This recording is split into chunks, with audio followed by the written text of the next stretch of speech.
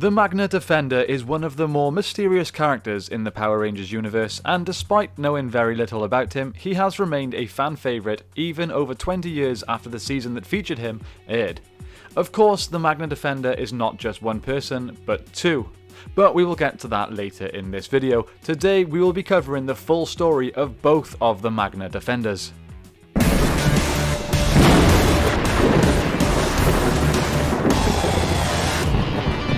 The Magna Defender was among the many participants that fought in the battle that occurred over 3,000 years ago. It is believed that he was once a guardian of sorts to the lights of Orion.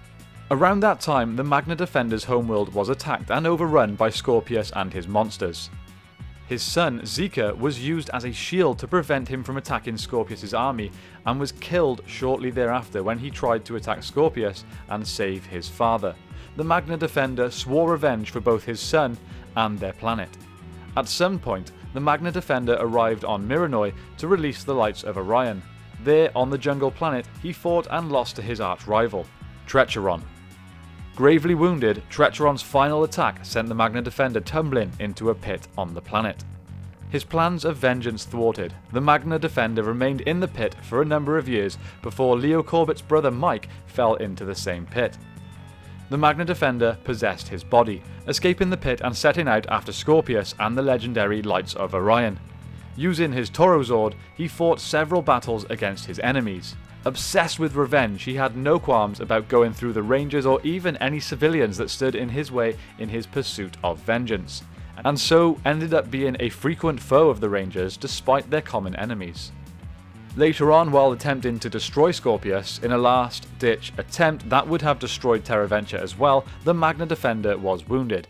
His son Zika came to him and told him that he believed in him and knew that he could make the right choice. This, of course, was some kind of spirit or even hallucination, not his real son.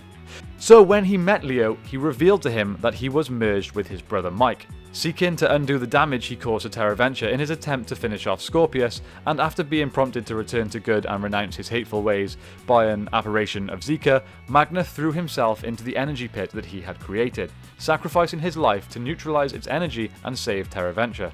In the process, Mike was released. The spirits of Magna and Zika later appeared to Mike when the Rangers were in peril, giving him the Magna Blaster in Sword Mode, the source of the Magna Defender's powers. Much like with the Quasar Sabers, a two-part morpher also appeared on Mike's arms, allowing him to become the new Magna Defender, and this time truly a member of the Lost Galaxy Rangers team. So let's talk about Mike.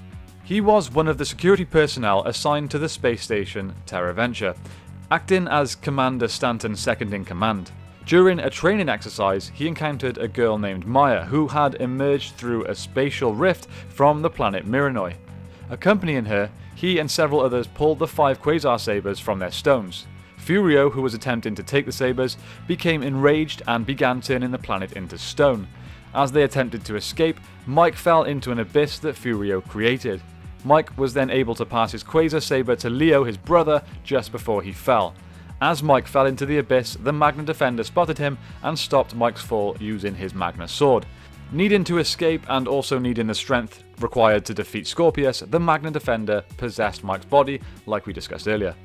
It was actually the goodness of Mike's spirit that influenced the Magna Defender by causing him pain when he did something that was morally wrong.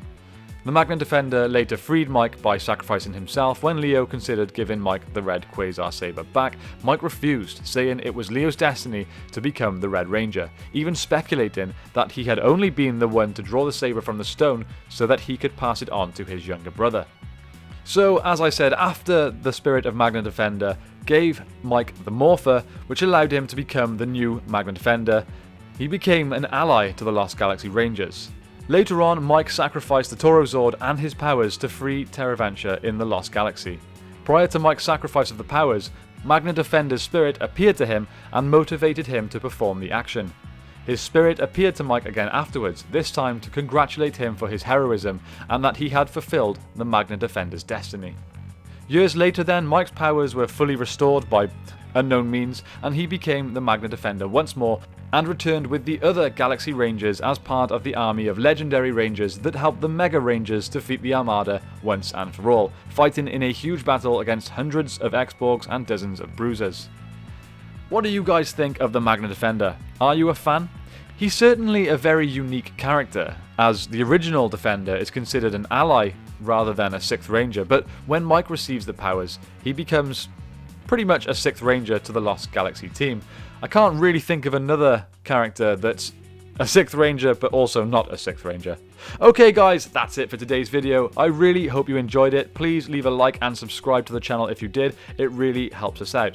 Thank you all so much for the support you have given this channel over the last few months. The growth has been amazing, and it's been so good to share my passion of Power Rangers with other like-minded fans. So thank you all a lot, and thank you for watching. May the power protect you, and I will see you next time on the 6th Ranger.